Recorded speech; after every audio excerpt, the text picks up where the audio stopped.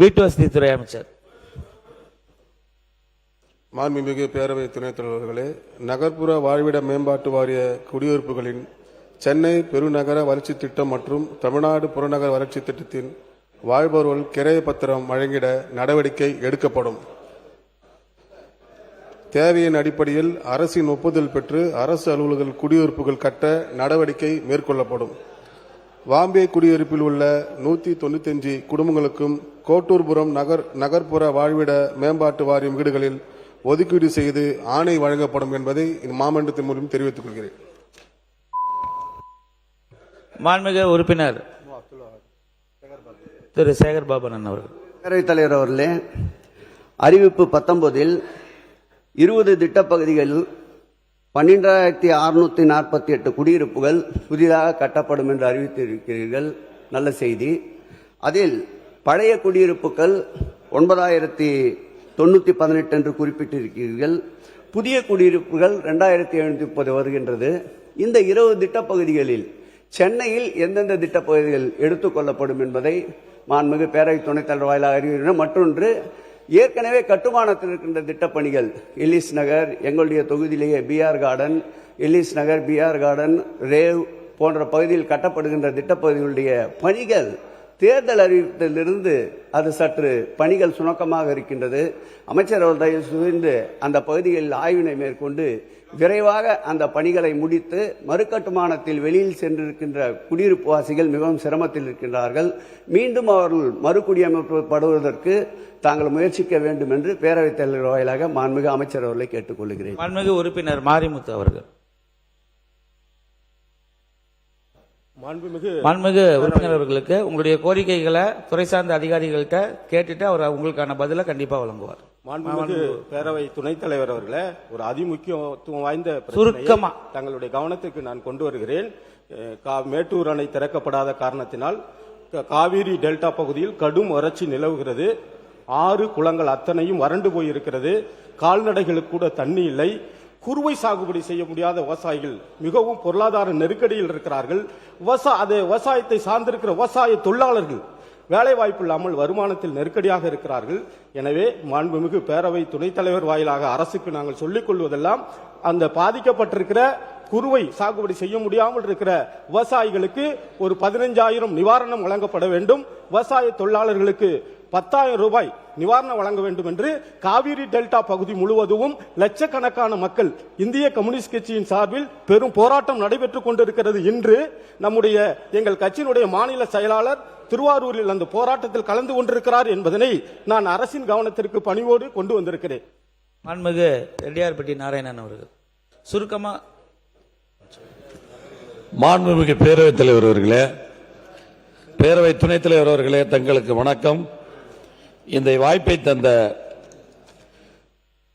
தமிழகத்தினுடைய முதலமைச்சர் தளபதி அவர்களுக்கும் நெஞ்சார்ந்த நன்றி சொல்லி, கழகத்தினுடைய பொதுச் செயலாளர் அண்ணன் ஆனந்தன் அவர்களுக்கும் நெஞ்சார்ந்த நன்றி சொல்லி, என்னுடைய பாளையங்கோட்டை தாலுகாவில் நாங்குநேரி சட்டமன்ற தொகுதிக்கு உட்பட்ட கேடிசி நகர் என்னும் கீழநத்தம் வில்லேஜிலே 10,000 பாப்புலேஷன் வசித்து வருகிற அந்த இடத்தில் 168 பார் சர்வே நம்பர் 168 பார் 168 143 எண்களில் உள்ள இடங்களை வீட்டு வசதி வாரியத்துறைக்காக அக்யூசேஷன் செய்யப்பட்டதாக பதிவுத்துறையில் பதிவேற்றம் செய்யப்பட்டு அந்த இடத்தில் கிரையம் வாங்கியவர்கள் கிட்டத்தட்ட 4,000 குடும்பங்கள் வீடு கட்டி குடியிருந்து வருகின்றன. அந்த இடத்தை இன்றும் துறை கையகப்படுத்தப்படவில்லை.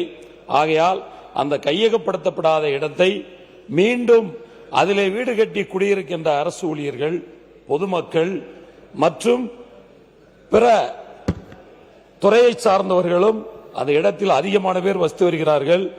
மாண்புமிகு அமைச்சர் அவர்கள் தன்னுடைய கொள்கை குறிப்பிலே காலம் எண் 5 குறிப்பிட்டது போல் தேவைப்பட்டதை எடுத்துவிட்டு தேவைப்படாதை அங்கே குடியிருப்பவர்கள் ஒப்படைத்துவிட்டு அவர்கள் வாழ்வாதாரத்திற்கும் மீண்டும் அவர்களுடைய சந்ததிகள் வாழ்வதற்கும் பத்திரப்பதிவு துறையில் பதிவு செய்ய முடியாத ஒரு நிலை உள்ளது. ஆகவே உயில் செட்டில்மெண்ட் போன்ற தானா செட்டில்மெண்ட் போன்ற பத்திரங்கள் பதிவு செய்ய மாண்புமிகு அமைச்சர் அவர்கள் கனிவுடன்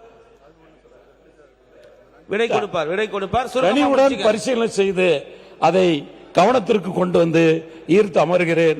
நன்றி, வணக்கம். வாய்ப்பு தந்தமைக்கு தங்களுக்கு மீண்டும் ஒரு முறை நன்றி சொல்லி வழங்குகின்றேன். நன்றி, மாண்புமிகு வணக்கம். உறுப்பினர் லட்சுமணன் சுருக்கமா. மாண்புமிகு அமைச்சர் அவர்கள்.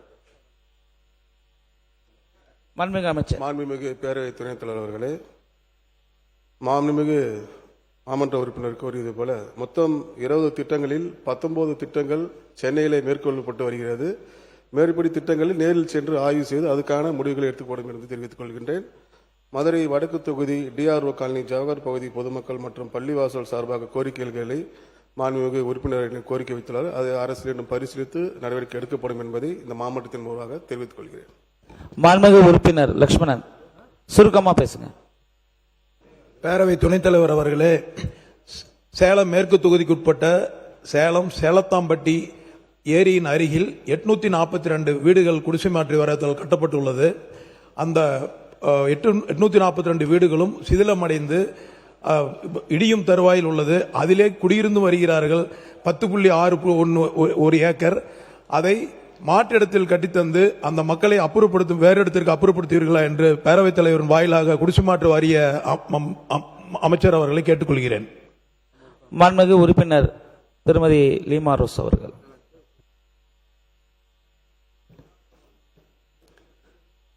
மாண்புமிகு துணை பேரவைத் தலைவர் அவர்களே, லால்குடியில் அரசு மருத்துவமனையில் தலைமை மருத்துவமனையாக தரம் உயர்த்த வேண்டும் என்பது தொகுதி மக்களின் நீண்ட நாள் கோரிக்கையாகும். மேலும் பெண்களின் நலனை கருத்தில் கொண்டு 24 மணி நேரமும் சேவை வழங்கும் மகப்பேறு மற்றும் மகளிர் நல மருத்துவரை உடனடியாக நியமிக்க கேட்டுக்கொள்கிறேன். அழுதலைப்போர் மற்றும் பெருவளப்போர் அரசு ஆரம்ப சுகாதார நிலையங்களை தரம் உயர்த்தி மருத்துவமனைகளாக மாற்றுவதுடன் ஊட்டத்தூரில் புதிய அரசு ஆரம்ப சுகாதார நிலையம் அமைக்க அரசு நடவடிக்கை எடுக்குமாறு கேட்டுக்கொள்கிறேன். லால்குடியில் வீட்டு வாரியம் கட்டித்தருமாறு அன்போடு கேட்டுக்கொள்கிறேன். பின்தங்கிய மக்கள் அதிகம் இருப்பதால் கோவையில் இருந்து நேபாளிய ஈசா யோகா சென்டரிலிருந்து 72 பேர் போயிருக்கிறார்கள். அவர்களை பத்திரமாக அழைத்து வருமாறு கேட்டுக்கொள்கிறேன். நீர்நிலைத்துறை அமைச்சர்கிட்ட மனு கொடுத்திருக்கோம் தூர் வர்றதுக்கு லால்குடிக்கு. அதை கொஞ்சம் பரிசீலனை பண்ணுமாறு கேட்டுக்கொள்கிறேன். நன்றி, வணக்கம். மாண்புமிகு உறுப்பினர் திரு மு அப்துல் வஹாப்.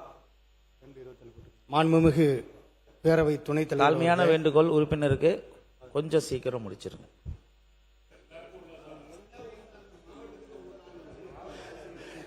மாண்புமிகு பேரவை துணைத் தலைவர் அவர்களே, சமூக நீதிக்கு வித்திட்ட பகுத்தறிவு தந்தை பெரியார், சமத்துவம் காத்திட்ட பேரறிஞர் அண்ணா, மொழிமானம் இனமானம் தன்மானம் காத்து தமிழரை தலைநிமிரச் செய்த திராவிட இயக்கத்தின் தன்னிகரில்லா பேரரசர், தங்க தமிழ் கொண்டு வங்க கடல் தாளாட்டும் திராவிட வேந்தர், முத்தமிழறிஞர் தலைவர் கலைஞர் அவர்களின் முதற்கண் வணக்கத்தை தெரிவித்துக் கொள்கின்றேன்.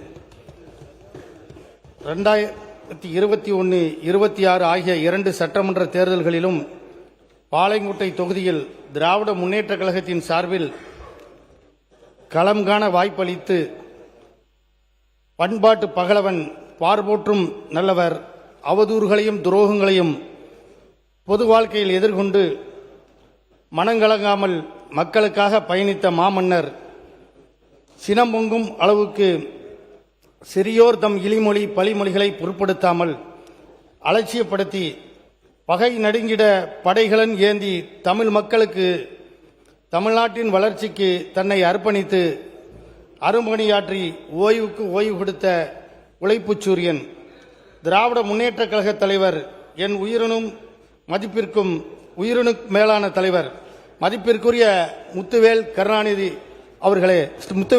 ஸ்டாலின் அவர்களே, தமிழ்நாட்டின் துணை முதலமைச்சராக இருந்து தமிழ்நாட்டின் வளர்ச்சிக்கு அள்ளும் பகலும் அயராது பாடுபட்டு இன்று தமிழ்நாடு சட்டப்பேரவையின் எதிர்க்கட்சி தலைவராக இருந்து சட்டமன்றத்தில் எங்களை வழிநடத்துகின்ற மாண்புமிகு உதயநிதி ஸ்டாலின் அவர்களுக்கும், திருநெல்வேலி மாவட்டத்தின் பொறுப்பு அமைச்சராக இருந்து சிறப்பான முறையில் செயலாற்றி மாவட்ட வளர்ச்சிக்கு நல்ல பல திட்டங்கள் கிடைத்திட அரும்பாடுபட்டு உதவிய சட்டமன்ற எதிர்க்கட்சி துணைத் தலைவர், மதிப்பிற்கும் மரியாதைக்கும் உரிய மாண்புமிகு KN நேரு அவர்களே, திராவிட முன்னேற்றக் கழகத்தினுடைய துணை பொதுச் செயலாளர், திராவிட முன்னேற்றக் கழக நாடாளுமன்ற குழு தலைவர், திருநெல்வேலியினுடைய மண்டல பொறுப்பாளராக தேர்தல் பொறுப்பாளராக இருந்து திராவிட முன்னேற்றக் கழக தேர்தலில் நெல்லை மாவட்டத்தில் வெற்றி பெறுவதற்கு பணியாற்றிய கனிமொழி கருணாநிதி அவர்களே, திராவிட முன்னேற்றக் கழகத்தினுடைய சட்டமன்ற கொறடா முன்னாள் அமைச்சர் ஏவா வேலு அவர்களே, 2 சட்டமன்ற தேர்தல்களிலும் பெருவாரியான வாக்குகள் அளித்து என்னை அமோக வெற்றி பெறச் செய்த பாளையங்கோட்டை தொகுதி மக்களுக்கும், குறிப்பாக மேலப்பாளையம் மக்களுக்கும், எனது வெற்றிக்கு எதையும் எதிர்பாராமல் கடுமையாக உழைத்த திராவிட முன்னேற்றக் கழக நிர்வாகிகளுக்கும், தொண்டர்களுக்கும், கழக உடன்பிறப்புகளுக்கும், தோழமை கட்சியினருக்கும் இதயபூர்வமான நன்றியை காணிக்கையாக்குகின்றேன். வரலாற்று சிறப்புமிக்க இந்த மாபெரும் அவையில் வீற்றிருக்கும் அனைவருக்கும், அனைத்து சட்டமன்ற உறுப்பினர்களுக்கும் வணக்கத்தை தெரிவித்துக் கொள்கின்றேன். எனது பாளையங்கோட்டை சட்டமன்ற தொகுதிக்குட்பட்ட பகுதியிலே 108 கோடி ரூபாயில் கண்ணியமிகு காகிதமில்லத் பெயரிலே பிரம்மாண்ட அறிவுசார் நவீன டிஜிட்டல் நூலகம், ரூபாய் 47 கோடியில் மென்பொருள் தகவல் தொழில்நுட்ப பூங்கா, 67 கோடியில் பொருணை அருங்காட்சியகம் அமைப்பதற்கு வித்திட்ட கழக தலைவர் தளபதி அவர்களுக்கும், அன்றைய தினம் தொல்லியல் துறை அமைச்சராக இருந்த அண்ணன் தங்கம் தென்னரசு அவர்களுக்கும் இந்த நேரத்தில் நன்றியினை காணிக்கையாக்குகின்றேன். குலவணிகபுரத்தில் ரூபாய் 125 கோடி ரூபாயில் ஒய் வடிவ ரயில்வே மேம்பாலம், திருநெல்வேலி மேற்கு புறவழிச்சாலை, விரிவாக்க பகுதிகளுக்கு தனியாக திருமலை கொழுந்துபுரத்திலிருந்து சிறப்பு குடிநீர் திட்டம், கருப்பந்துறை மேலநத்தம் உயர்மட்ட பாலம், 42 கோடியில் சித்த மருத்துவ கல்லூரி, இன்னும் தொகுதிக்கு நான் கேட்டதையெல்லாம் கொடுத்து 1000 கோடிக்கு மேல் எண்ணற்ற திட்டப்பணிகளை நிறைவேற்றிட அள்ளி அள்ளி தந்து வாரி வழங்கிய வள்ளல், மக்கள் மனதில் நிறைந்திருக்கும் எங்கள் தலைவர் முத்துவேல் கருணாநிதி ஸ்டாலின் அவர்களுக்கு இந்த நேரத்தில் நன்றியினை காணிக்கையாக்குகின்றேன். எல்லோருக்கும் எல்லாம் என்ற உன்னத நோக்கத்தோடு 687 கோடி ரூபாயில் பாதாள சாக்கடை திட்டம், 379 கோடியில் திருநெல்வேலி மேற்கு புறவழிச்சாலை, இப்படி பல்வேறு திட்டங்களை எங்களுக்கு அள்ளி தந்த முன்னாள் முதலமைச்சர் அவர்களுக்கு நன்றியினை தெரிவித்துக் கொள்கின்றேன். திராவிட முன்னேற்றக் கழகத்தினுடைய ஆட்சியில் மக்களுக்கான சிறப்பு திட்டங்கள் 1,35 லட்சம் பேர் இல்லத்தரசிகளுக்கு மாதம் 1000 வழங்கும் கலைஞர் மகளிர் உரிமை தொகை திட்டம், தினசரி 58 லட்சம் மகளிர் கட்டணமின்றி பயணம் செய்யும் விடியல் பயண திட்டம், 20.59 லட்சம் பள்ளி குழந்தைகள் பயன்பெறும் காலை உணவு திட்டம், 44.52 லட்சம் மாணவ மாணவிகள் முன்னேற்றத்திற்கு நான் முதல்வன் திட்டம், 9.21 லட்சம் மாணவ மாணவிகள் மாதந்தோறும் 1000 பெறும் புதுமை பெண் திட்டம் மற்றும் தமிழ் புதுவன் திட்டம், ரூபாய் 3500 கோடியில் 1 லட்சம் வீடுகள் அளிக்கும் கலைஞர் கனவு இல்லம், 23.70 லட்சம் முதியோர் இல்லம் தேடி உணவுப் பொருட்கள் வழங்கும் தாய்மானவர் திட்டம், 20 லட்சம் மாணவ மாணவிகளுக்கு மடிகணினி வழங்கும் உலகம் உங்கள் கையில் திட்டம், மக்களை தேடி மருத்துவம், இன்னுயிர் காப்போம், நம்மை காக்கும் 48 போன்ற திட்டங்களை அள்ளி தந்த முதல்வர் அவர்களை இந்த நேரத்தில் முன்னாள் முதல்வர் அவர்களை நான் நன்றி கூறுகின்றேன். அதுபோல எங்கள் மாவட்டத்திற்கு 3 சிப்காட்டுகளும் 1 சிட்கோ தொழிற்பேட்டையும் அமைத்து தொழில் வளமிக்க மாவட்டமாக அந்த மாவட்டத்துக்கு அள்ளித்தந்த அன்றைய பொறுப்பு அமைச்சர் அவர்களுக்கும் எங்கள் முதல்வர் அவர்களுக்கும் நான் நன்றியினை தெரிவித்துக் கொள்கின்றேன். 1256 உயர்தர மருத்துவ மையங்களில் 17 சிறப்பு மருத்துவ சேவை, தமிழ்நாட்டில் 12,525 கிராம ஊராட்சிகளுக்கு மற்றும் 33 விளையாட்டுகளுக்கான உபகரணங்கள் வழங்கும் திட்டம், கைத்தறி நெசவாளர்களுக்கு கட்டணமின்றி மாதம் 300 யூனிட் மின்சாரம் இலவசம், விசைத்தறி நெசவாளர்களுக்கு கட்டணமின்றி மாதம் 100 யூனிட் மின்சாரம் இலவசம், மூத்த குடிமக்களை பாதுகாக்க அன்பு சோலை திட்டம், ஆதரவற்ற குழந்தைகள் பாதுகாக்க அன்பு கரங்கள் திட்டம், பணிபுரியும் மகளிர் நலம் காக்க தோழி விடுதிகள், 3230 திருக்கோவில்களுக்கு குடமுழுக்கு, 5 ஆண்டுகளில் 79,25,985 பேருக்கு ரூபாய் 63,346 கோடி பயிர்க்கடன், இவ்வாறு பல திட்டங்கள் நடைமுறைப்படுத்தியதோடு இன்னும் பல முன்னோடி திட்டங்களை அறிவித்து அனைத்து தரப்பு மக்களின் நலனையும் உள்ளடக்கிய சாதனை திட்டங்களை நிறைவேற்றி தமிழ்நாட்டின் சமூக மறுமலர்ச்சிக்கு பெரும் பங்காற்றி உழைத்த எங்கள் தலைவரின் அயராத முயற்சியால் தமிழ்நாடு தலை நிமிர்ந்து நிற்கின்றது என்பதை உறுதிப்படுத்தி நிதி ஆயோக் அறிக்கை அளித்து பாராட்டியுள்ளது. திராவிட முன்னேற்ற கழகத்தினுடைய ஆட்சியின் உட்கட்டமைப்பில் இந்தியாவின் நம்பர் 1 மாநிலமாக இருந்த இந்த தமிழ்நாடு இன்று கேள்விக்குறியாகி இருக்கின்றது என்பதை இந்த நேரத்தில் நான் பதிவு செய்கின்றேன். திராவிட முன்னேற்ற கழக ஆட்சியில் ஏற்றமடைந்த தமிழ் மக்கள் மாற்றத்தை எண்ணியதால் இன்று ஏமாற்றம் மிஞ்சியது. தந்திரமாக செயல்பட்டு நவீன தகவல் தொழில்நுட்பத்தை பயன்படுத்தி திடீரென திடுக்கிட்டு ஏமாந்த வேளையில் திக்கறியாது தமிழகம் நின்று போனது. தாவேகா தேர்தல் அறிக்கையில் மகளிர் உரிமை தொகை 2500, இலவச கேஸ் சிலிண்டர் 6, மாநிலம் முழுவதும் மகளிருக்கு இலவச பேருந்து பயணம், வேலையில்லா இளைஞர்களுக்கு மாதம் 4000 உதவித்தொகை, முதியோர் உதவித்தொகை 3000, விவசாயிகளின் குழந்தைகளுக்கு இலவச கல்வி, வீடில்லா அனைவருக்கும் இலவச வீடு கிராமங்கள், இப்படியெல்லாம் தேர்தல் அறிக்கையில் வெளியிட்டு இன்று எந்த திட்டங்களும் இந்த நிதிநிலை அறிக்கையில் இல்லை என்பதை இந்த நேரத்தில் நான் நினைவுபடுத்துகின்றேன். அதேபோல தமிழ் மக்களின் உரிமைக்காக எப்போதும் குரல் மாண்புமிகு நீர்வளத்துறை அமைச்சர். மாண்புமிகு பேரவைத் தலைவர் அவர்களே, 100 நாள் தான் ஆச்சு. நாங்கள் எல்லாமே செய்யறதுக்கு ரெடியாக இருக்கிறோம், தயாராக இருக்கோம், செய்ய போகிறோம். நீங்கள் அண்ணன் வந்து பேசினார், இதையெல்லாம் செயல்படுத்தணும்னு. அவர் எங்களுடைய அறிக்கையை வந்து படித்ததுக்கு நான் ரொம்ப அவருக்கு நான் நன்றியை தெரிவிச்சுக்கிறேன். எல்லாமே என்னென்ன சொல்லுங்கண்ணா, இல்லை எல்லாமே நாங்கள் கண்டிப்பாக எல்லாமே செஞ்சுருவோம். அதில் எந்த மாற்று கருத்துமே உங்களுக்கு இருக்க வேணாம். இப்போ சிலிண்டரை நீங்கள் பார்த்தீங்கன்னா முடியாது, நீங்கள் கொடுத்தோம், இதுமாரி எல்லாமே பண்ணிவிடுவோம்.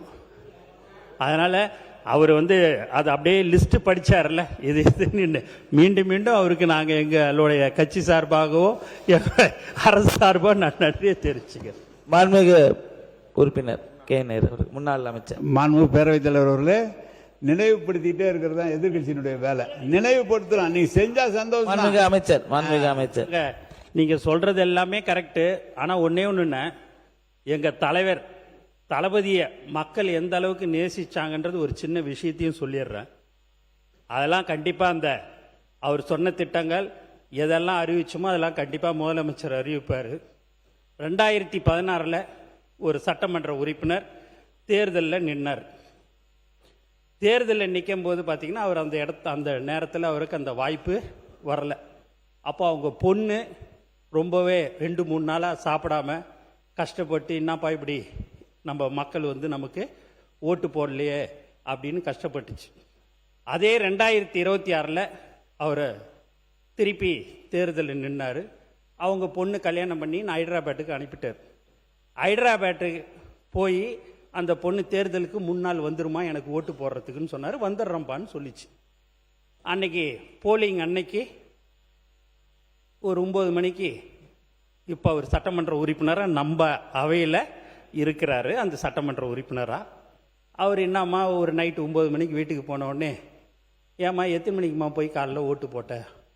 காலையில் 7 மணிக்கே போட்டேன்ப்பா, என் அண்ணனுக்கு விசில் சின்னத்தில் ஓட்டு போட்டேன்ப்பான்னு. அவருக்கு ஒன்றுமே புரியலையாம். அம்மா என்ன திருப்பி சொல்லுன்னாராம். சொல்லும் போது, அப்பா உனக்கு நான் ஓட்டு போடல, நீ எப்படியாவது ஜெயிச்சிருவ, ஆனால் எங்கள் அண்ணன் முதலமைச்சர் ஆகணும்னு சொல்லி கோச்சிக்காதப்பா நான் விசில் சின்னத்தில் ஓட்டு போட்டேன்னு. ஏன் இதை சொல்கிறேன் அப்படின்னா, அந்த அளவுக்கு மக்கள் நம்பிக்கை வைத்திருக்கிறார்கள். அந்த நம்பிக்கைக்கு கண்டிப்பாக நாங்கள் நடந்து கொள்வோம் என்பது திராவிட முன்னேற்ற கழகமும் முத்தமிழறிஞர் கலைஞர் அவர்களும்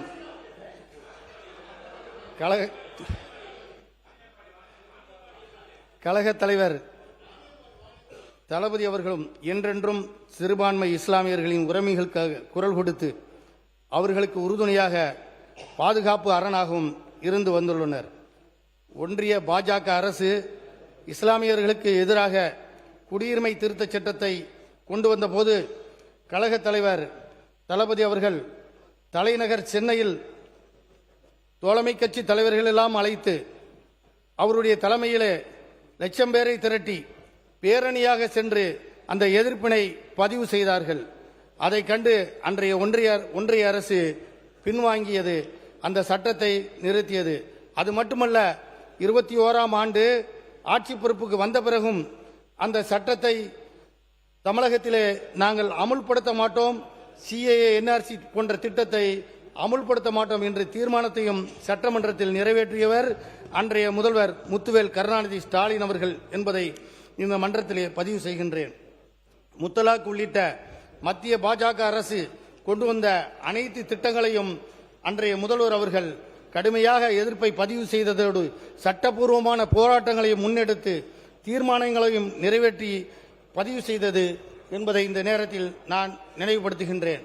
அதுபோல அன்றைய தினம் ஒன்றிய பாஜக அரசு இஸ்லாமியர்களால் தானம் செய்யப்பட்ட வக்ஃபு சொத்துக்களை அபகரிக்க வேண்டும், அதை கொள்ளையடிக்க வேண்டும் என்கின்ற ஒரு தவறான நோக்கத்தோடு அந்த வக்ஃபு திருத்த சட்டத்தை நாடாளுமன்றத்திலே நள்ளிரவு 2 மணி அளவில் அன்றைக்கு அந்த சட்டத்தை இயற்றினார்கள்.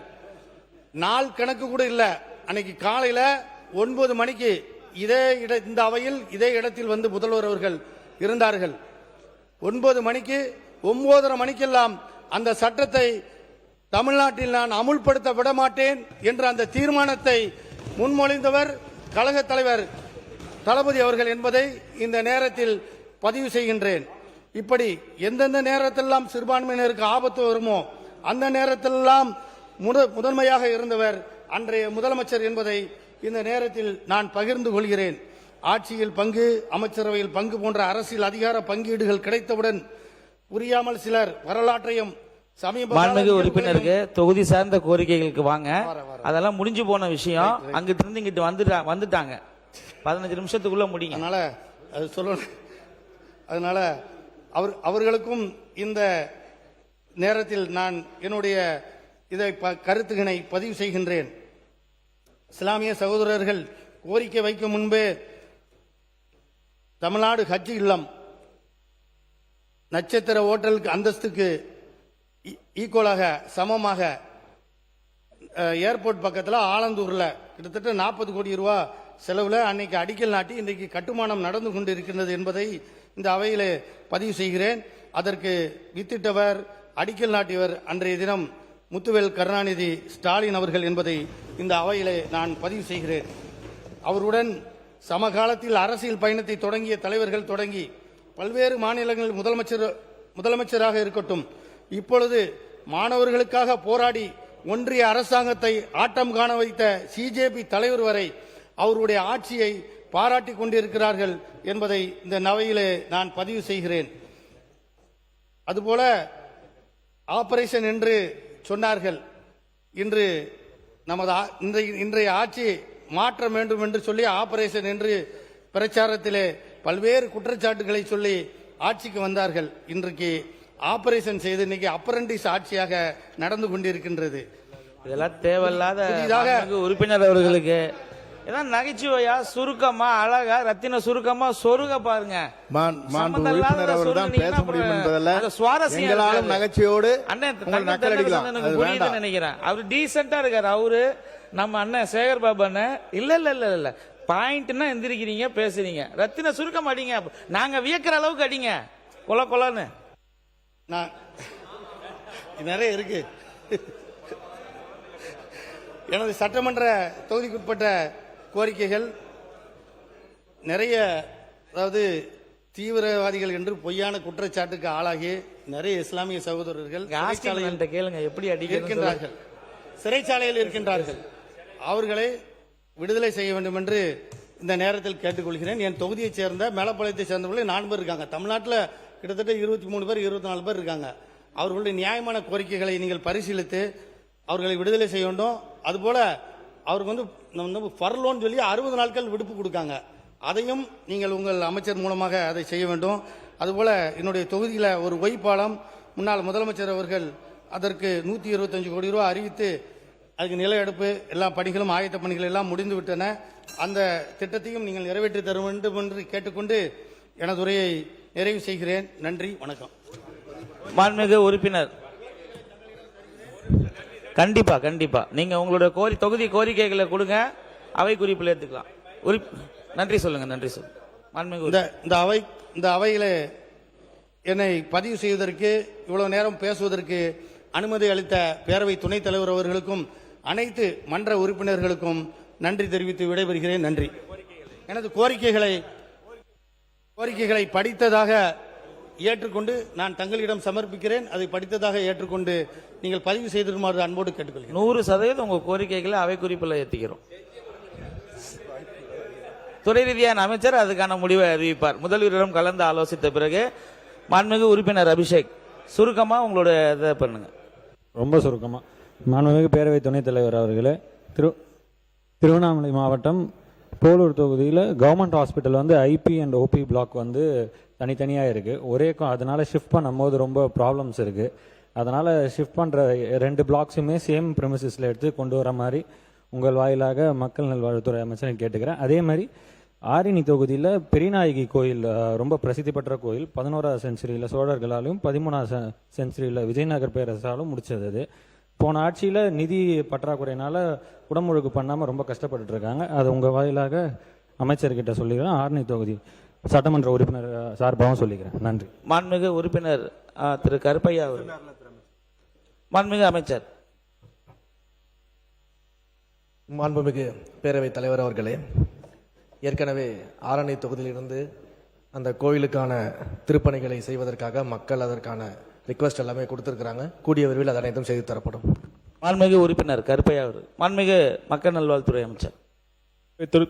தலைவர் அவர்களே, போலூர் சட்டமன்ற உறுப்பினரின் கோரிக்கையை ஆய்வு செய்து நிச்சயமாக விரைவில் பரிசீலிக்கப்படும் என்பதை தெரிவித்துக் கொள்கிறேன். மாண்புமிகு உறுப்பினர். மாண்புமிகு பேரவை துணைத் தலைவர் அவர்களே, நான் இந்த மன்றத்தில் வீட்டு வாரியத்தின் மூலமாக பேசிய போது 2 வைப்ரேஷனை பற்றி இங்கே பேசினேன். அதாவது முதல் வைப்ரேஷன் புரட்சி தலைவர், 2வது வைப்ரேஷன் வந்து கலைஞர் அப்படின்னு சொல்லிட்டு 3வது வைப்ரேஷன் பேசுறதுக்கு மைக்கை கட் பண்ணிட்டாங்க. 3வது வைப்ரேஷன் எதுன்னு சொன்னால், இன்னைக்கு இருக்கக்கூடிய இளைஞர் சமுதாயத்தினுடைய ஒட்டுமொத்த அன்பையும் ஆதரவையும் பெற்ற தளபதி அவர்கள் பெண்களுடைய குழந்தைகளுடைய வாழ்வாதாரத்தை முன்னெடுக்க வரக்கூடிய மக்கள் எல்லாம் காப்பாற்றக்கூடிய வல்லமை படைத்த தளபதி அவர்கள்தான் என்னை தோள் மீது கையை வைத்தவுடன் 3வது வைப்ரேஷன் என் உடம்பில் தோன்றியது என்பதை இந்த மாமண்டத்தில் பதிய வைத்து அந்த ஒரு நல்ல வாய்ப்பை வழங்கிய தளபதி அவர்களுக்கு உயிர் இருக்கும் வரை அன்போடும் பண்போடும் பாசத்தோடும் பணியாற்றுவேன் என்பதை தெளிவுபடுத்தியுள்ளது. மாண்புமிகு உறுப்பினர் திரு கல்லானை அவர்கள். மாண்புமிகு பேரவைத் தலைவர் அவர்களே, வாய்ப்புக்கு முதல்ல நன்றி. ஏன்னா நீர்வளத்துறை அமைச்சர் இந்த சபையில் சொல்ற எல்லாத்துக்கும் உடனடியாக பண்ணி கொடுத்துட்றாங்க. அதனால தான் இந்த கோரிக்கை வைக்கிறேன். எனது தொகுதிக்கு உட்பட்ட செல்லூர் மற்றும் கொடிக்குளம் ஈச்சனுடைய கண்மாய் வந்துட்டு முதல்ல சிட்டிக்குள்ளே இருக்கிறது. அதனால அந்த பகுதியில் இப்போ மழை நேரம் என்பதால் மழைக்காலங்களில் ஏதாவது நீரால் ஆபத்து ஏற்படுறதுக்கு முன்னாடி அதை பல வருடங்களாக தூர்வாரப்படவில்லை. எனவே மாண்புமிகு நீர்வளத்துறை அமைச்சர் அவர்கள் அதை செய்து கொடுக்குமாறு. நன்றி. மாண்புமிகு பேரவைத் தலைவர் அவர்களே, கண்டிப்பாக தூர்வாரப்படும். அனைத்து தொகுதியிலும் அதற்குண்டான நடவடிக்கைகள் மேற்கொள்ளப்பட்டு வருகிறது என்பதை தெரிவித்துக் கொள்கிறேன். மாண்புமிகு உறுப்பினர் கே ராம்குமார். மாண்புமிகு உறுப்பினர் கே ராம்குமார்.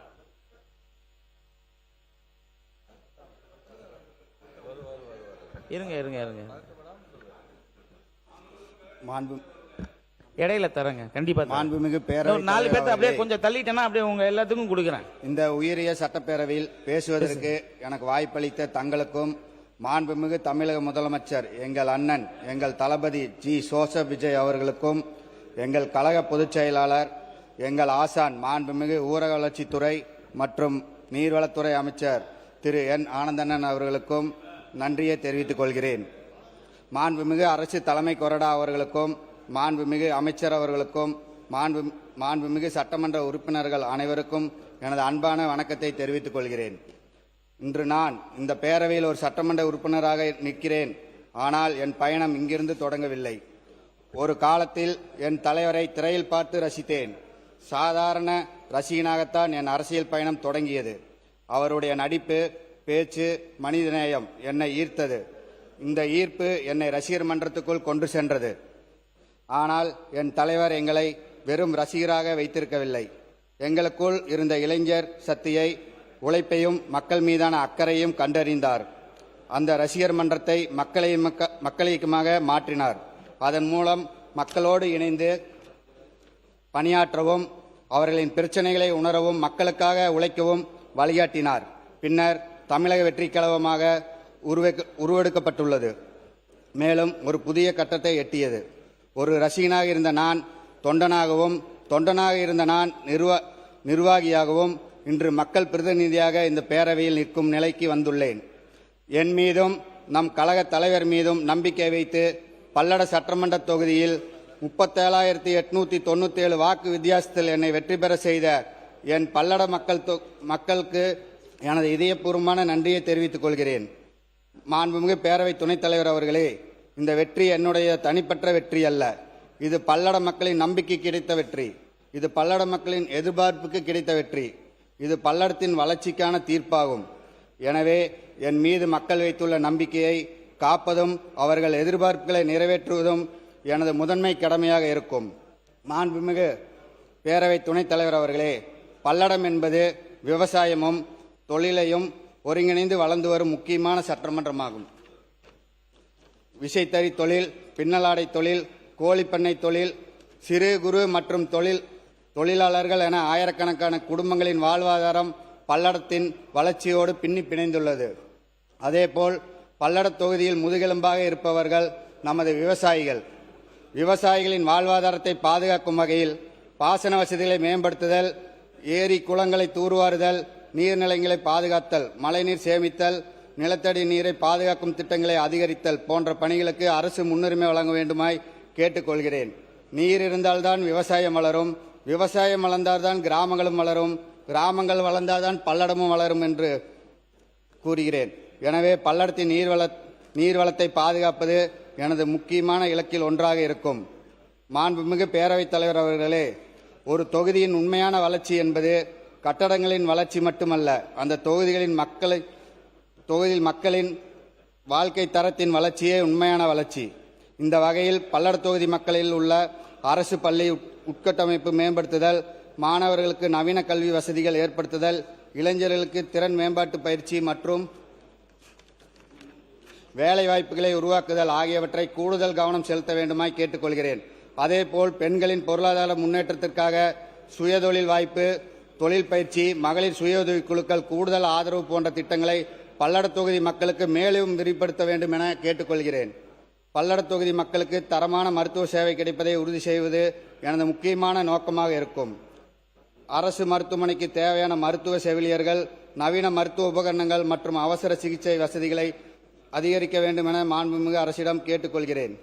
மேலும் கிராமப்புறங்களில் சாலை, குடிநீர், கழிவுநீர் கால்வாய், தெருவிளக்கு போன்ற அடிப்படை வசதிகள் முழுமையாக கிடைப்பதை உறுதி செய்து தொடர்பான பாடுபடுவேன்.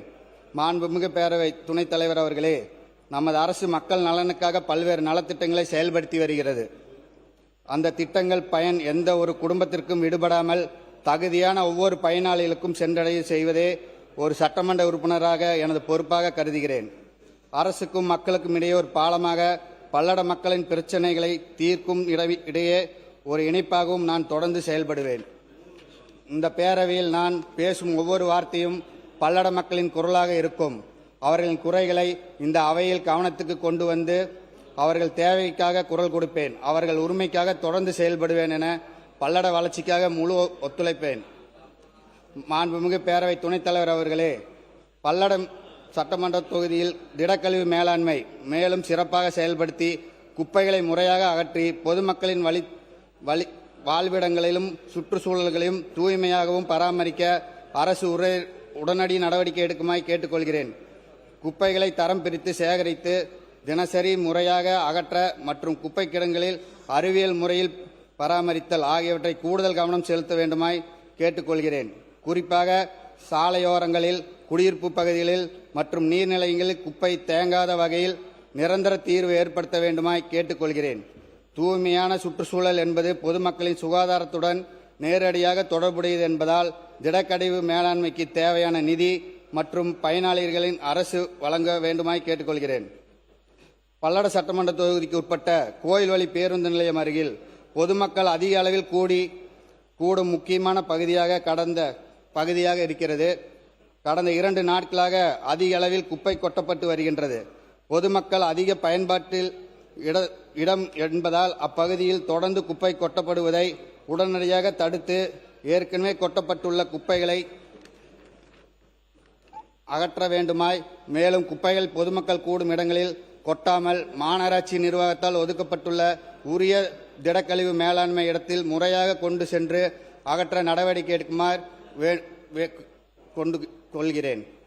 தூய்மையான பல்லடம், சுகாதாரமான பல்லடம் என்று இலக்கை அடைய எனது தொகுதிக்கு சிறப்பு கவனம் அளிக்குமாறு மாண்புமிகு அரசை கேட்டுக்கொள்கிறேன்.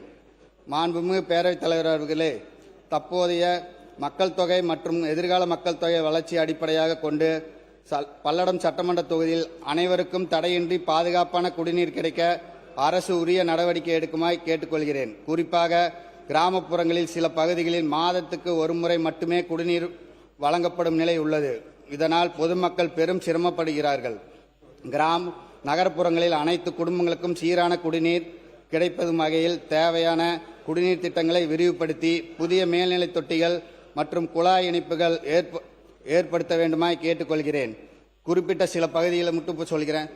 நாச்சிபாளையம், முதலிபாளையம், அவனாசிபாளையம், பருவாய், இடுவாய் ஆகிய குடிநீர் தட்டுப்பாடுகள் அதிகமாக உள்ளது. எல்லா கிராமத்திலும் இந்த குடிநீர் தட்டுப்பாடு அதிகமாக உள்ளது. குடிநீர் என்பது அடிப்படை தேவை மட்டுமல்ல, ஒவ்வொரு குடும்பத்துக்கும் கிடைக்க வேண்டிய அடிப்படை உரிமை. எனவே எனது தொகுதியில் முன்னுரிமை அளித்து குடிநீர் தீர்வை வழங்குமாறு மாண்புமிகு அரசை கேட்டுக்கொள்கிறேன். மாண்புமிகு சட்டப்பேரவை துணைத் தலைவர் அவர்களே, மாண்புமிகு மின்சாரத்துறை அமைச்சர் அவர்களிடம் ஒரு கோரிக்கையை வைக்கிறேன்.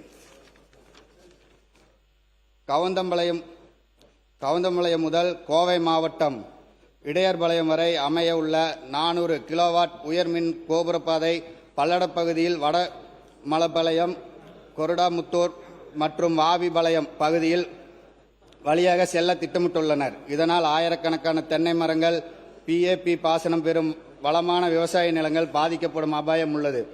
எனவே விவசாயிகளின் வாழ்வாதாரத்தையும் பாதுகாக்கும் வகையில் தரிசு நிலங்கள், அரசு புறம்போக்கு நிலங்கள் வழியாக மாற்றுப்பாதையில் பரிசீலிக்க வேண்டுமாய் கேட்டுக்கொள்கிறேன். விவசாய நிலங்களையும் அரசின் நிதியையும் பாதுகாக்கும் வகையில் இத்திட்டத்திற்கு மாற்றுப்பாதை தேர்வு செய்து செயல்படுத்த மாண்புமிகு அமைச்சரை அன்புடன் கேட்டுக்கொள்கிறேன்.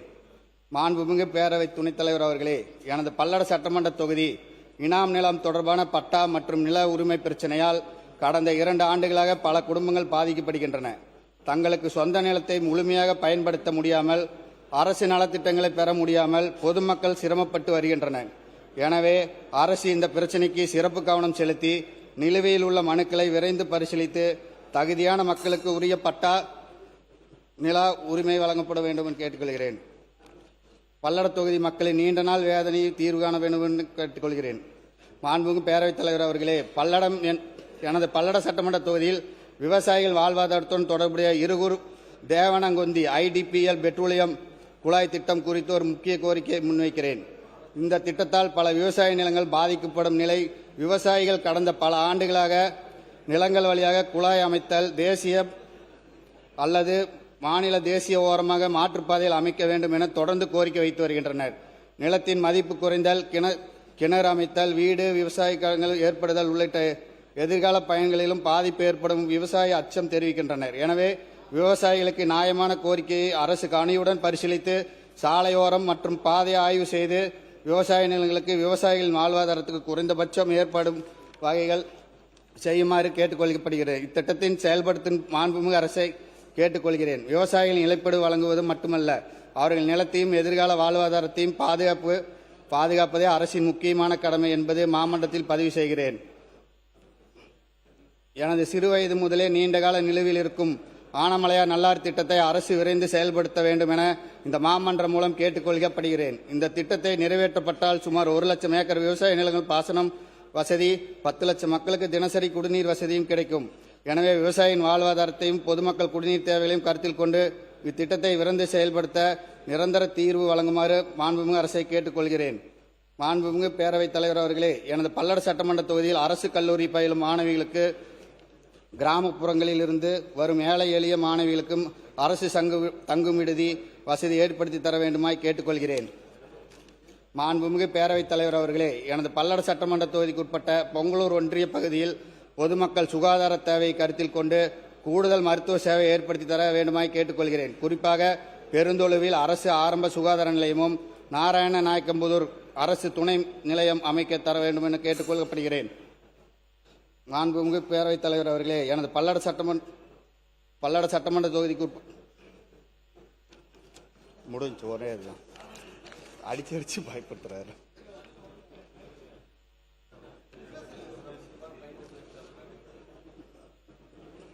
மாண்புமிகு பேரவைத் தலைவர் அவர்களே, திருப்பூர் மாவட்டத்தில் பல்லட வட்டம், சுக்கம்பாளையம் மற்றும் மாணிக்கபுரம் ஊராட்சி இடையே கொண்டுவரப்பட்டுள்ள பயோ ஜிஎன்சி ஆலை திட்டத்தை நான் வரவேற்கிறேன். அதே நேரத்தில் அப்பகுதி மக்களின் சுற்றுச்சூழல் பாதுகாப்பு மற்றும் விவசாய நிலங்களின் பாதுகாப்பு குறித்த அச்சத்தையும் அரசு கவனத்துக்கு கொள்ள வேண்டும். எனவே விவசாய நிலங்களுக்கும் நிலத்தடி நீருக்கும் சுற்றுச்சூழலுக்கும் எவ்வித பாதிப்பும் ஏற்படாத வகையில் மாற்று இடத்தை தேர்வு செய்து இத்திட்டத்தில் செயல்படுத்த வேண்டும் என கேட்டுக்கொள்கிறேன். விவசாயிகளின் வாழ்வாதாரத்தை பாதுகாக்க சுற்றுச்சூழலை பாதுகாப்பு இல்லாமல் வளர்ச்சியின் திட்டங்களை முன்னெடுப்பது சிறந்த அரசின் அணுகுமுறையாக இருக்கும். எனவே இந்த திட்டத்தை கைவிடாமல் விவசாய நிலங்களுக்கு பாதிப்பு இல்லாத மாற்று இடத்தை செயல்படுத்த உரிய நடவடிக்கை எடுக்க வேண்டுமாய் மாண்புமிகு அரசை கேட்டுக்கொள்கிறேன். அதே மாதிரி இந்த திட்டத்துக்கு பொறுப்பு அமைச்சர் அவர்களுக்கு இந்த நேரத்துக்கு நன்றி சொல்லிக்கிறேன். இந்த திட்டத்தை நீங்கள் கொண்டு வர வேற இடத்துக்கு பரிசீலிக்குமாறு தாழ்மையுடன் கேட்டுக்கொள்கிறேன் எங்கள் பொறுப்பு அமைச்சரை. அதேமாதிரி மாண்புமிகு பேரவைத் தலைவர் அவர்களே, இறுதியாக என் மீது நம்பிக்கை வைத்து இந்த உயரிய பொறுப்பை வழங்கிய கட்சி தலைமையினருக்கும் மாண்புமிகு முதலமைச்சர் அவர்களுக்கும் என்னை வெற்றி பெற செய்த பல்லட தொகுதி மக்களுக்கும் எனது குடும்பத்தினர் அம்மா ஜெயலட்சுமி, மனைவி திவ்யா, ரக்ஷன், ரக்ஷிதா, என் குழந்தைகள், தம்பி பிரபு, சதீஷ்குமார் ஆகியோர்களுக்கும் இந்த நேரத்தில் நன்றியை தெரிவித்துக் கொண்டு எங்கள் அக்கா, மாமா அவர்களுக்கும் என் மனைவியின் அப்பா, அம்மா, தங்கை அவர்களுக்கும் இந்த நேரத்தில் நன்றியை தெரிவித்துக் கொள்கிறேன். எனது வெற்றிக்காக உழைத்த அனைத்து நிர்வாகி, தொண்டர்கள், நண்பர்கள் மற்றும் நலன் விரும்பிகள் அனைவருக்கும் என மனமார்ந்த நன்றியை தெரிவித்துக் கொள்கிறேன். அதேபோல் என் மாவட்ட செயலாளர் சங்கர் அவர்களுக்கும் நன்றியை தெரிவித்துக் கொள்கிறேன். இந்த நேரத்தில் பல்லட மக்களின் நம்பிக்கையை வெற்றியாக பெற்றுள்ள நான் இந்த நம்பிக்கையை நல்லாட்சியாக மாற்றுவேன். பல்லட மக்களின் குரலாக இந்த அவையில் ஒலிப்பேன். பல்லடத்தின் வளர்ச்சிக்காக தொடர்ந்து உழைப்பேன். இந்த வாய்ப்பை வழங்கிய அனைவருக்கும் மாண்புமிகு உறுப்பினர் முடிச்சுங்க. ஒரே தான் முடிஞ்சு. நீங்க 3 இடத்துல முடிச்சிட்டீங்க தெரியுங்களா? சரி பேசுங்க. நீங்க வெள்ளடிக்க அடிக்க முடிச்ச மாதிரியா இருக்குது. இந்த வாய்ப்பை வழங்கிய அனைவருக்கும் மீண்டும் ஒரு முறை எனது நன்றியை தெரிவித்துக் கொண்டு எனது அறிமுக உரையை நிறைவு செய்கிறேன்.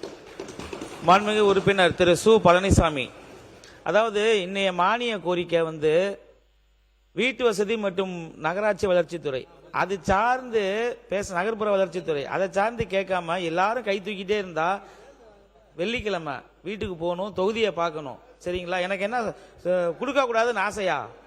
கிடையாது. நீங்க பேசுங்க சுருக்கமா. இல்ல இந்த துறை சார்ந்த கேள்விகளை தான் கேட்கறது தான் மரபு.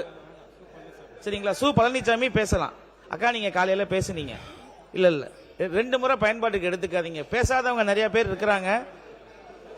இல்ல நேரம் இருந்துச்சுன்னா பின்னாடி கொடுக்கிறேன். நேரம் இருந்துச்சுன்னா பின்னாடி. மாண்புமிகு உறுப்பினர் பேரவை துணைத் தலைவர் அவர்களே வணக்கம். இந்த 17வது சட்டமன்ற பேரவையில் பேச வாய்ப்பளித்தமைக்கு நன்றியை தெரிவித்துக் கொண்டு தென்பெண்ணை நதிக்கரையோரம் ஆன்மீகமும் இலக்கியமும் இணைந்து செழித்த திருக்கோயிலூர் தொகுதியின் மக்களின் குரலாக இந்த ஜனநாயக பேரவையில் முதல் முறையாக உரையாற்றுவதில் பெரும் மகிழ்ச்சியும் பெருமையும் அடைகிறேன். சைவமும் வைணமும் ஒன்றே சங்கமிக்கும் கோவில் அமைந்த பூமி, புனித பூமி திருக்கோயிலூர். மெய்ப்பொருள் நாயனார்கள் வாழ்ந்த முக்தி அடைந்த பெருமைக்குரிய மண் திருக்கோயிலூர் மண்.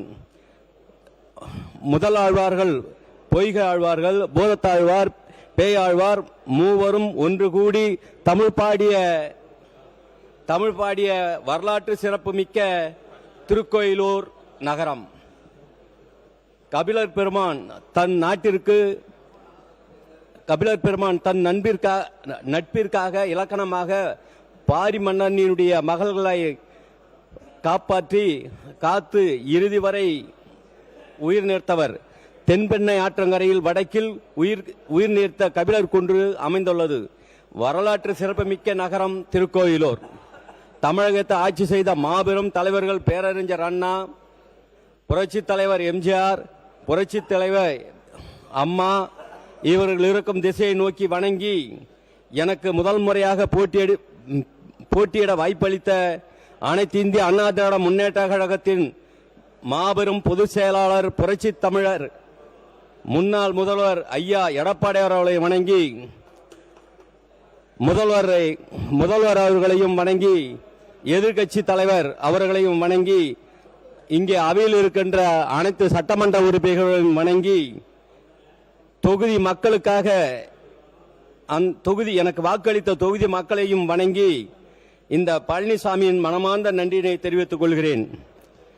தொகுதி மக்களே என் தெய்வம். மீண்டும் அவர்களுக்கு நான் நன்றியை தெரிவித்துக் கொள்கின்றேன்.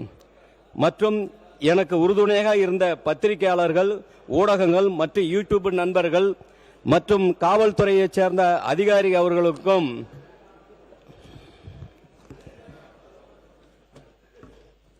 என் வெற்றிக்காக பாடுபட்ட அனைத்து இந்திய அண்ணா திராவிட முன்னேற்ற கழகத்தினுடைய ஒன்றிய கழக செயலாளர்கள் மற்றும் நகர கழக செயலாளர்கள், பேரூராட்சி கழக செயலாளர்கள், ஊராட்சி கழக செயலாளர்கள் மற்றும் தொண்டர்கள், இளைஞர்கள், எனக்கு வாய்ப்பளித்த கள்ளக்குறிச்சி மாவட்ட கழக செயலாளர் அண்ணன் குமரகுருவையும் இந்த நேரத்திலே வணங்கி, கூட்டணி கட்சி தலைவர்கள் பாமக தலைவர் அன்புமணி டாக்டர் ஐயா அவர்களையும், பாரதிய ஜனதா கட்சியினுடைய தலைவர் மோடிஜி ஐயா அவர்களையும், அமித்ஷா ஐயா அவர்களையும், அம்மா மக்கள் முன்னேற்ற கழகத்தினுடைய பொதுச் செயலாளர் அண்ணன் டிடிவி தினகரன் அவர்களையும் மற்றும் கூட்டணி கட்சியினுடைய நண்பர்கள், தோழர்கள், பெரியோர்கள், தாய்மார்கள், அனைத்து தொகுதி மக்களுக்கும் நன்றியை கூறி, இத்தகைய பழம்பெரும் வரலாற்று செழிப்பு கொண்ட திருக்கோயிலூர் தொகுதியின் சட்டமன்ற உறுப்பினராக பொறுப்பேற்று நான் இத்தொகுதி மக்களின் தேவைகளை நிறைவேற்றிட, விவசாய பெருமக்களின் வாழ்வாதாரத்தை மேம்படுத்தவும், கல்வி மற்றும் கூட்டமைப்பு வசதிகளை தரம் உயர்த்தவும் என் முதன்மை கடமையாக கொண்டு செயல்படுவதற்கான சில கோரிக்கைகளை எடுத்துரைக்கின்றேன். எனது தொகுதிக்கு கீழ்கண்ட கோரிக்கைகளை நிறைவேற்றி தருமாறு அமைச்சர் பெருமக்களையும் முதலமைச்சர் அவர்களையும் கேட்டுக்கொள்கின்றேன். திருக்கோயில் நகரத்தில் மிகவும் பழமையான உலக பிரசித்தி பெற்ற உலகநந்த பெருமாள் கோயில், வீரேஸ்வரர் ஆலயம் மற்றும் அதுலேஸ்வரர் ஆலயம், கபிலர் குன்று இவை உள்ளடக்கிய மிகவும் பழமையான நகரம். எனவே திருக்கோயிலூர் தலைமையிடமாக கொண்டு திருக்கோயிலூர், ரிஷிவந்தியம், செஞ்சி, விக்கிரவாண்டி இவை 4 தொகுதியும் உள்ளடக்கி திருக்கோயிலூர் தலைமையிடமாக கொண்டு மாவட்ட அமைச்சு தருமாறு அண்ணன் அவர்களை அன்போடு கேட்டுக்கொள்கின்றேன்.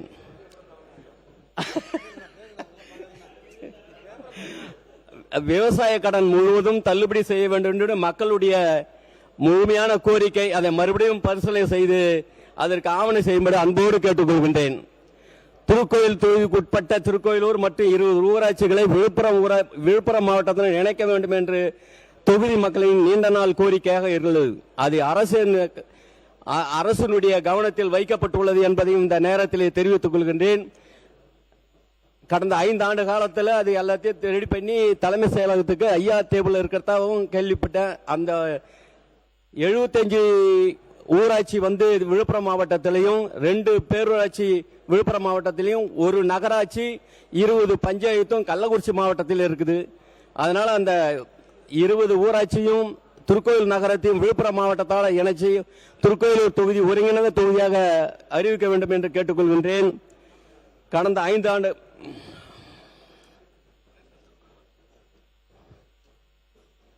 அதேபோல் கள்ளக்குறிச்சி மாவட்டத்தில் இருக்கும் 20 ஊராட்சிகளை சேர்ந்த அரசின் வளர்ச்சி பணிகள் திட்டங்கள் முழுமையாக கிடைக்காத சூழ்நிலை ஏற்பட்டுள்ளது. இதற்காக காரணம் ஒரு தொகுதி 2 மாவட்டம் என்ற சிக்கலில் சிக்கி தவிக்கிறது திருக்கோயிலூர் உள்ளிட்ட பல பகுதிகளை விழுப்புரம் மாவட்டத்தில் இருக்கிறதா அல்லது கள்ளக்குறிச்சி மாவட்டத்தில் இருக்கிறதா என்ற சந்தேகம் சாதாரண மக்களுக்கும் மட்டுமல்ல, நன்கு படித்த பட்டாதாரிகளுக்கும் ஏற்படுகிறது.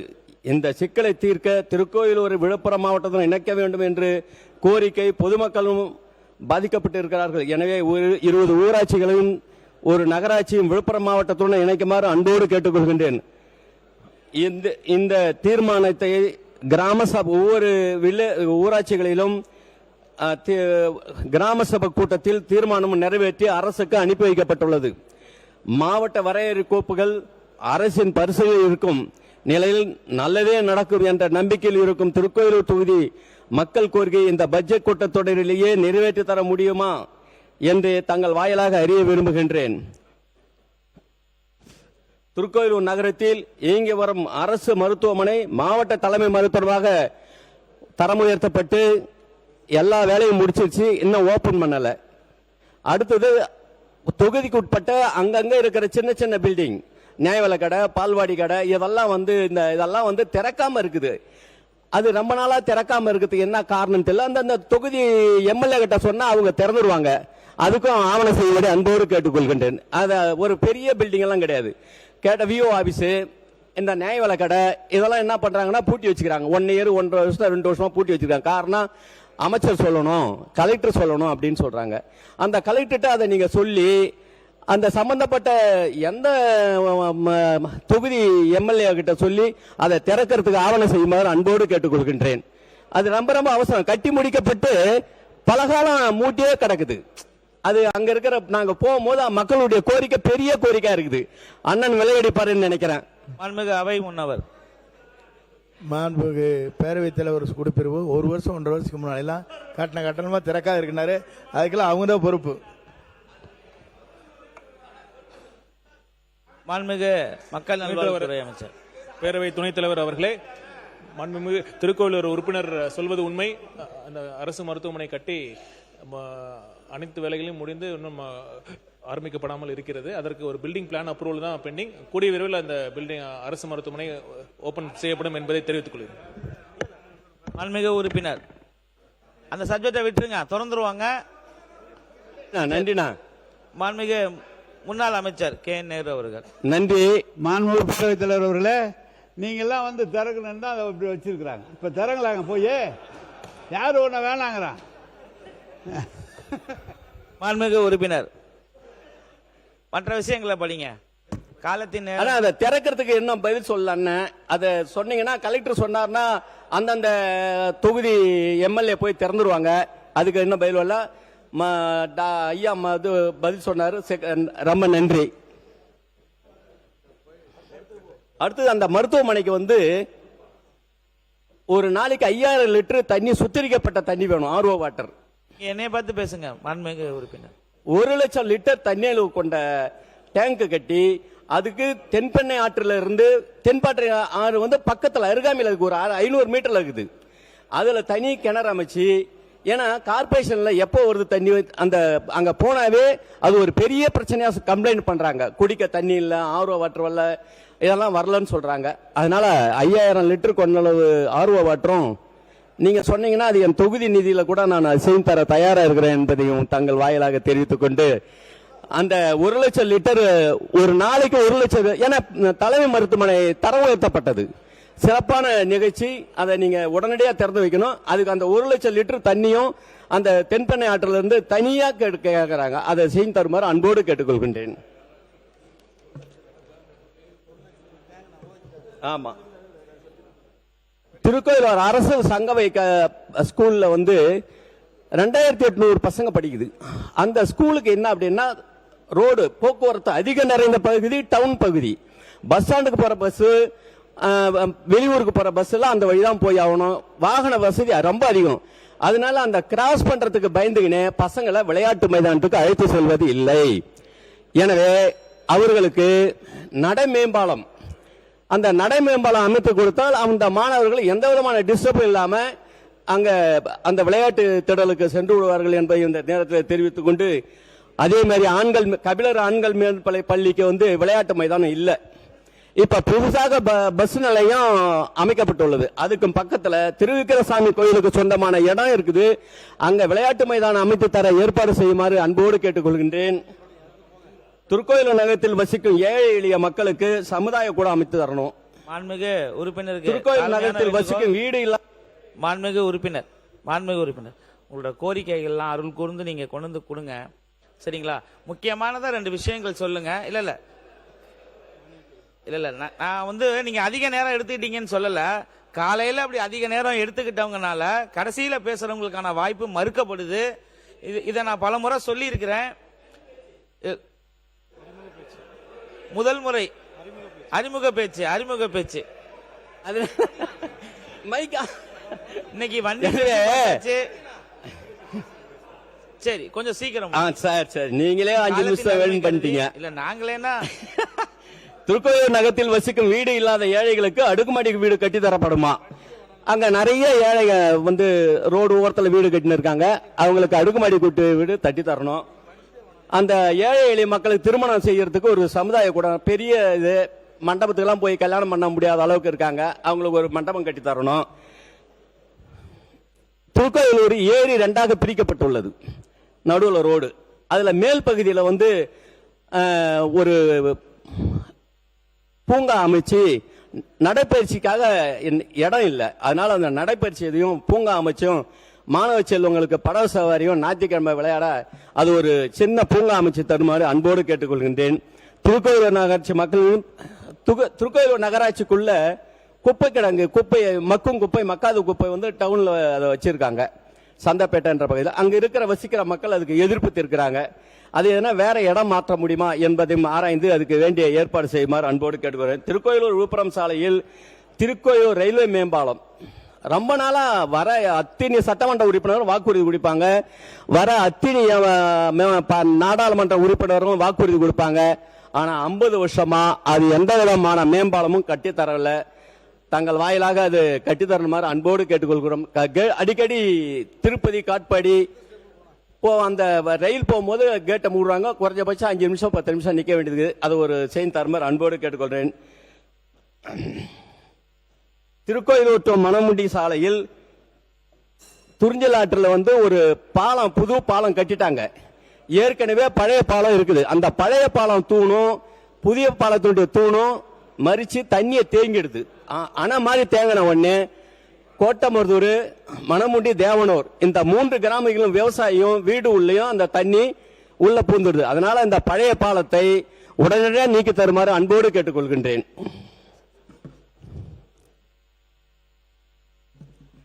திருக்கோயிலூருக்கு தொகுதிப்பட்ட அறநூறு பேர் 25 ஏக்கர் அரசுக்கு சொந்தமான இடம் உள்ளது. அந்த இடத்துல அரசு பொறியியல் கல்லூரி அமைத்து தருமாறு அன்போடு கேட்டுக்கொள்கின்றேன். அடுத்து அதே மாதிரி அந்த ஊர்ல மாணவிகளுக்கு திருக்கோயிலூர் தொகுதியிலே வந்து மாணவிகள் தங்கி படிக்கும் ஹாஸ்டல் வசதி இல்லை என்பதையும் தங்களுக்கு தெரிவித்துக் கொள்கிறேன். மாண்புமிகு உறுப்பினர், உங்களோட கோரிக்கைகளை நீங்க கொடுங்க. எனக்கும் சங்கடமா தான் இருக்குது உங்களை வந்து 12 நிமிடங்கள்ல இடைமறிக்கிறதுக்கு. சரிங்களா? இன்னைக்கு வெள்ளிக்கிழமை காலையில நேரம் எடுத்துக்கிட்டாங்க, நிறைய பேர் எடுத்துக்கிட்டாங்க. ஆகையினால நீங்க உங்க கோரிக்கைகளை கொடுங்க. நன்றி சொல்லுங்க. தயவு கூர்ந்து நன்றி சொல்லுங்க. இல்ல சரி, ஆயந்தூர்ல வந்து ஒரு புறக்காவல் நிலையம் அமைச்சு தரணும்.